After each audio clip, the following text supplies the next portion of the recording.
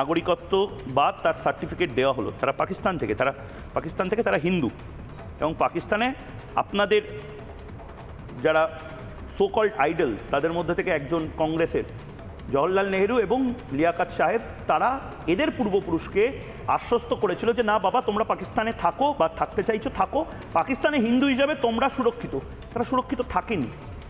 2% 4%-এ Hindu population নেমে এসেছে, এবং আজ তারা সসম্মানে ভারতকে, পবিত্র ভারত ভূমিতে আসার পরে মাথা ঠেকে প্রণাম করে সার্টিফিকেটটা, সিএ সার্টিফিকেটটা পেল। এবার আপনি আমাকে বলুন তো, মমতা বন্দ্যোপাধ্যায় যে এই লাগাতার মিথ্যাচারটা, বা আপনারাই আমি অন্য কোথাও যাব না, এই দেশেতেই থাকবো, দেখো তো আমাকে বের করে দেবে, সব সংখ্যালঘুদেরকে বের করে দেবে, এই মিথ্যাচারটায় কতজন সংখ্যালঘুকে, এই 14 জনকে ভারতে আনার জন্য বের করা হয়েছে?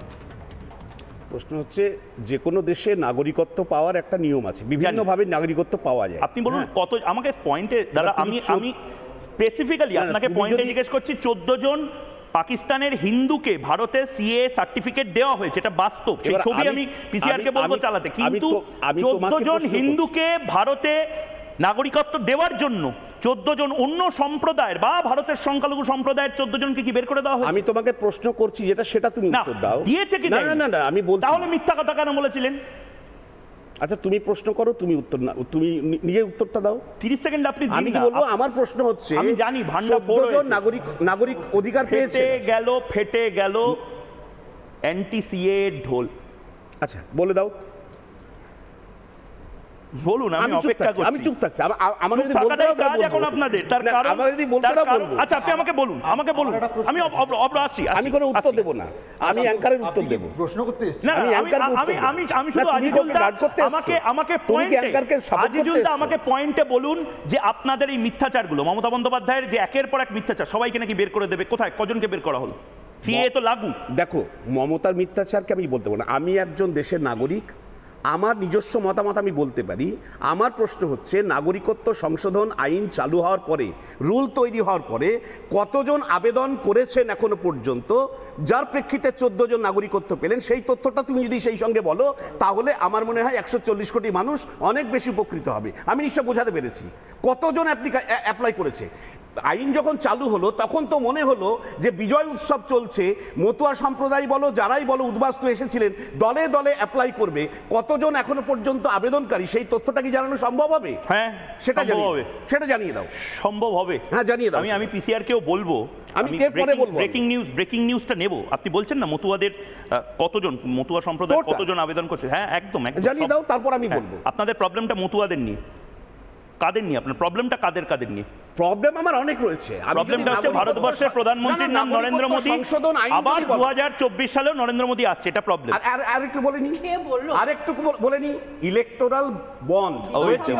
আরে অসাংবিধানিক ঘোষণা হয়েছে তো, অসাংবিধানিক ঘোষণা হয়েছে তো। কত টাকা পেয়েছে ইলেকটোরাল বন্ড থেকে? সংশোধন আইনও বিচারাধীন রয়েছে। তৃণমূল কংগ্রেস কত টাকা পেয়েছে? আরেকটু ভরসা রাখো বিচার বিভাগের উপর। আমি ভরসা রেখেছি। আরেকটু ভরসা রাখো। আমি নিজে ওপার বাংলার উদ্বাস্তু ছিন্নমূল পরিবার থেকে এসেছি, আমি তো ভরসা রেখেছি যে আমাকে কোথাও যেতে হবে না। ধর্মগ্রন্থ, সংবিধান আমাদের ধর্মগ্রন্থ, ঠিক তার প্রতি আমাদের সেই সংবিধান কতবার বদল করেছে কংগ্রেস? তার প্রতি আমাদের সেই সংবিধান কতবার বদল করেছে কংগ্রেস? নম্বর ধারা অনুসারে সংবিধান সংশোধন করা যায় রে ভাই, মানে সংবিধান সংশোধন নিয়ম আছে। 90 বার অ্যামেন্ড কারা করেছে? হতে পারে। কারা করেছে? নরেন্দ্র মোদী আইনসভা করে। আরে আইনসভাতে কে ছিল? মঙ্গল গ্রহের সিন্ধু ঘটক আইনসভাতে ছিল। জওহরলাল নেহরুর আইনসভাতে কে ছিল? আরে পার্লামেন্টে কে বসে থাকতো? ইয়েতি বসে থাকতো? কারা বসে থাকতো? এমপি বসে থাকতো। তাহলে কোন দলের এমপি ছিল? বলতে পারেন না কেন? কংগ্রেস করেছে। ভারতবর্ষে ইমার্জেন্সি জারি করেছে কংগ্রেস, ভারতবর্ষে সংবিধান বদলেছে কংগ্রেস, ভারতবর্ষে একের পর এক হিন্দুদেরকে মিথ্যাচার করে বারবার ভুল বুঝিয়ে রাখার দায়িত্ব নিয়েছে কংগ্রেস। নেহেরু লিয়াকত চুক্তি কার আমলে হয়েছে? নেহেরু লিয়াকত চুক্তি কি মোদির আমলে হয়েছে? তাহলে কেন মিথ্যা কথা বলছেন আজিজুলটা? আমি আবার সংবিধানের কথা বলবো। আমি ধর্মগ্রন্থের কথা বলবো, আমি গীতার কথা বলবো না। ভারতবর্ষের ধর্মগ্রন্থ, ভারতবর্ষের ধর্মগ্রন্থ, সেখানে বলা হয়েছে সংবিধান সংশোধন কিভাবে করা সম্ভব। আর এটাও বলা হয়েছে যে এই সংবিধান সকলের জন্য, বিশেষ 6টি সম্প্রদায়ের যারা বাইরে থেকে আসছেন তাদের জন্য। এই কথাটা মাথায় পড়েননি। কেউ কারোর কোনো কথা বলতে বাধ্য হচ্ছি যে মমতা বন্দ্যোপাধ্যায় একদম না, কারো সব হয়ে গেছে, আপনার হয়ে গেছে, আমি আবার কথা বলছি। নির্দিষ্টভাবে আমার প্রশ্ন হচ্ছে, আমার নিজের অদ্ভুত লেগেছিল, আমার নাম ময়ূক রঞ্জন ঘোষ, কিন্তু আমার নিজেকে লালমোহন গাঙ্গুলির মতন মনে হয়েছে, হাইলি সাসপিশিয়াস। অভিষেক বন্দ্যোপাধ্যায় বলছেন, মমতা বন্দ্যোপাধ্যায় বলছেন এই শর্ত সাপেক্ষে সিএএ কে সমর্থন, এটার মানেটা কি? আরে সিএএ কে সমর্থন করছো কি করছো না, বেসিক জায়গা মমতা বন্দ্যোপাধ্যায় বুঝতে পারছেন এটা ব্যাকফুটে যাচ্ছে, এটা বুমেরাং হবে, এবং সে কারণে এবার সুনরমটা করছেন। মানে লজিকটা কি হতে পারে? ময়ূকদা, মনে পড়ে যায় সেই সুবর্ণ দিন যখন তিনি একটা মঞ্চ থেকে ক্যা ক্যা ছি ছি ক্যা ক্যা ছি ছি এরকম করেছিলেন, আর কিছু বৃদ্ধজন দাদার মতো অনেক এরকম বৃদ্ধজন ওনার পেছনে দাঁড়িয়ে ওনারা ক্যা ক্যা ছি ছি ক্যা ক্যা ছি ছি এরকম করছিলেন। তো যাই হোক, সেই দিন আমরা ইতিহাসের পাতায় ভুলে গেছি, একটু মনে করিয়ে দিলাম। কিন্তু একটা পরিসংখ্যান দিয়ে এনারা কত বড় হিপোক্রিট এটা আমি প্রমাণ করে দিতে চাই। আপনারা যদি পার্লামেন্টের রেকর্ড দেখেন, 15ই নভেম্বর 1950 সাল, সেখানে পণ্ডিত নেহেরু নিজে বলেছেন যে সিএএ হওয়া উচিত, এই ধরনের একটা আইন আসা উচিত। ঠিক তার কয়েক বছর আগেই মহাত্মা গান্ধী দেশভাগের সময়ও কিন্তু উনি বলেছিলেন যে এই ধরনের নাগরিকত্বের একটা আইন আসা উচিত। তারপর একটু আমরা এগিয়ে আসি 2003 সাল, আমার কাছে রেকর্ড রয়েছে, প্রাক্তন প্রধানমন্ত্রী মনমোহন সিং উনি পার্লামেন্টের বুকে দাঁড়িয়ে সিএএ এর সমর্থনে বক্তব্য রেখেছেন। তারপরে আমি একদম ডকুমেন্ট দেখাচ্ছি, 2012-তে এগিয়ে আসি ময়ূকদা, এটা হচ্ছে সিপিআইএম এর 20তম কংগ্রেস। ঠিক, সেখানে রেজলিউশন করেছিল সিপিআইএম যে সিএএ আসা উচিত, এবং সেই মর্মে প্রকাশ কারাত তৎকালীন প্রধানমন্ত্রীকে কিন্তু চিঠিও লিখেছিলেন। সেই চিঠির কপিটা আমি কিন্তু এখানে দেখিয়ে দিচ্ছি। এই প্রেক্ষাপটে ময়ূকদা আমাদের বুঝতে হবে, আমাদের পুরো পৃথিবীতে 57টা ইসলামিক দেশ আছে।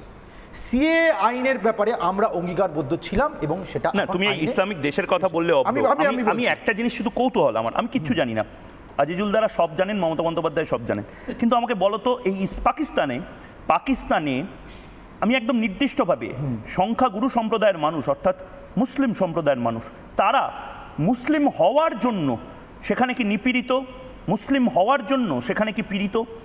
তাহলে কেন তাদেরকে নাগরিকত্ব, পাকিস্তানের মুসলিম সম্প্রদায়ের সংখ্যাগুরু সম্প্রদায়ের মানুষকে কেন নাগরিকত্বটা দেওয়া হবে?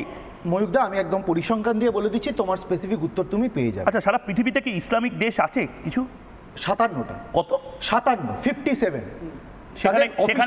অফিশিয়াল রিলিজিয়ন হচ্ছে ইসলাম, সেখানে শুধু সেকুলার নয়, অফিশিয়াল রিলিজিয়ন ইসলাম। আচ্ছা, এবার যুক্তির খাতিরে ধরে নাও ময়ূকদা, কোনো যদি ইসলামিক রাষ্ট্র হয় যেখানে ইসলামিক আইন প্রযোজ্য, আমি বা তুমি যদি সেখানে ইসলামিক ধর্মের মানুষ হই, আমরা কি ধর্মের কারণে নিপীড়িত হতে পারি না?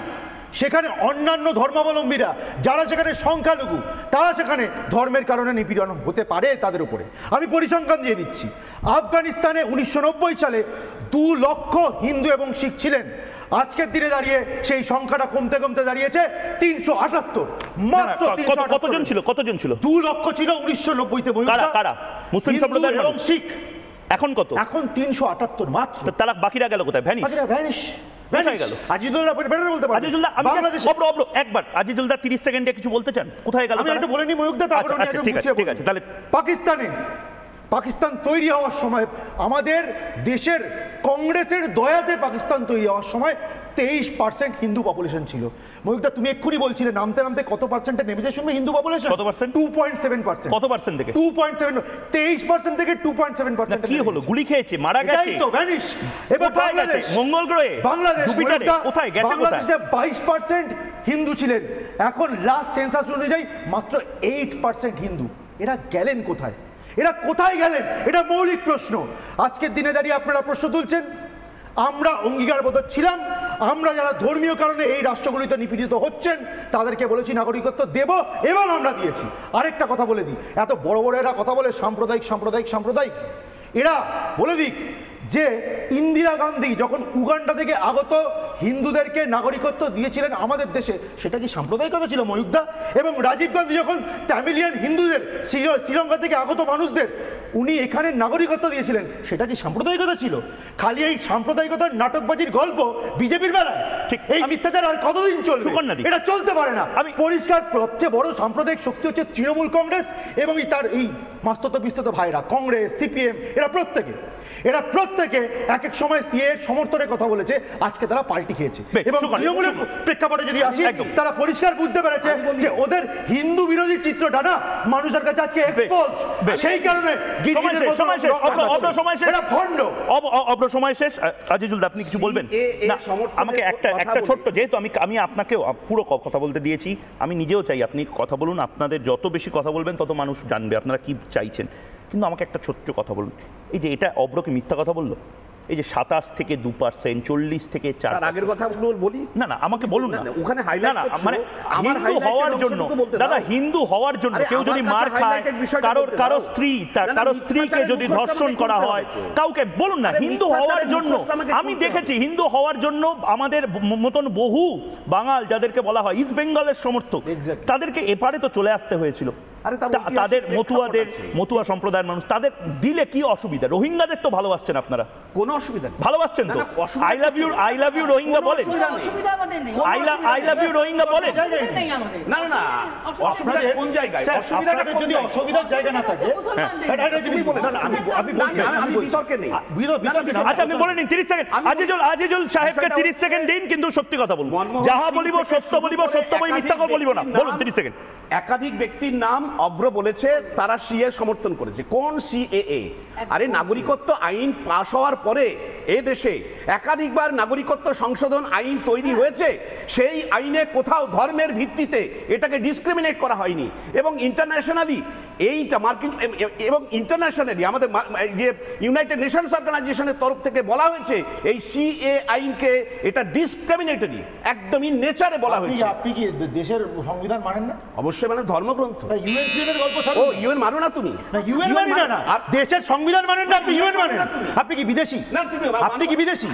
আপনি কি বিদেশি? আমি জিজ্ঞেস করছি আপনি কি ইউএন থেকে ইন্ডিয়াতে এসেছেন? আপনি কি ইউএন থেকে ভারতবর্ষে এসেছেন? আপনার সমস্যাটা কোথায় হচ্ছে? আপনার তো আপনার বা আমার বা দিদির বা ময়ূকদার তো নাগরিকত্ব যাচ্ছে না। দাঁড়ান না, বিষয়টা হচ্ছে কারুর তো নাগরিকত্ব যাচ্ছে না। যারা শিক্ষিত তাদেরকে নাগরিকত্ব দেওয়া হচ্ছে। আপনার কাজ হচ্ছে কেন বলুন তো? আপনার কাজ হচ্ছে কেন? আমি দুজনকে থামাচ্ছি।